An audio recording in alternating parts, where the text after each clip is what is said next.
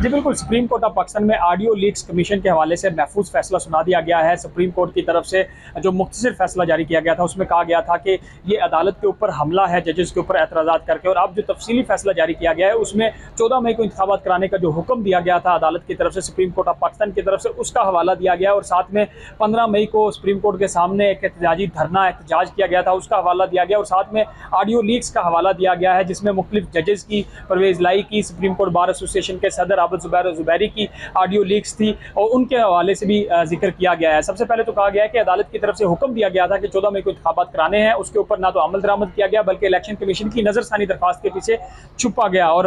वफाक की तरफ से जो उस वक्त की हुकूमत थी उन्होंने 15 मई को एक यहाँ पे सुप्रीम कोर्ट के सामने एहतजाज धरना हुकूमत की इजाज़त से किया गया। उसमें चीफ जस्टिस ऑफ पाकिस्तान को संगीन नताइज की धमकियाँ दी गई, जजेस के ऊपर, अदालत के ऊपर दबाव डालना बेसिकली मकसद था। ये भी अदालत की तरफ से कहा गया है कि जो फैसला हुकूमत अदालत की तरफ से दिया गया था उसके ऊपर अमल दरामद नहीं हुआ, लेकिन अदालत ने कोई तादीबी कार्रवाई नहीं की। अदालत की तरफ से ये भी बताया गया कि ऑडियो लीक्स का जो मामला था 19 मई को सुप्रीम कोर्ट ने खुद इसके ऊपर जो है इस मामले को देखा, और इसके ऑडियो लीक्स के मामले पर हुकूमत ने खुद एक कमीशन बनाया था जस्टिस काजी फाइज ईसा की सरबराही में, और खुद जो हुकूमत थी वो पहले से नताइज जानना चाहती थी। और ऑडियो लीक्स का मकसद बेसिकली जजेस के ऊपर एक हमला था। अदालत की तरफ से ये कहा गया है कि जो ऑडियो लीक्स का जिसमें जिक्र किया गया था कि जो परवेज़ लाई की एक ऑडियो सामने आई थी, एक जो चीफ जस्टिस के खुशदामन की जो है वो ऑडियो लीक सामने आई थी, और जस्टिस मज़ाहिर अली नकवी की ऑडियो लीक सामने आई थी, और उस पर कहा गया था कि कुछ वुज़रा की तरफ से ऐसे बयान दिए गए थे कि हम इन जजेस के खिलाफ कार्रवाइयाँ करेंगे।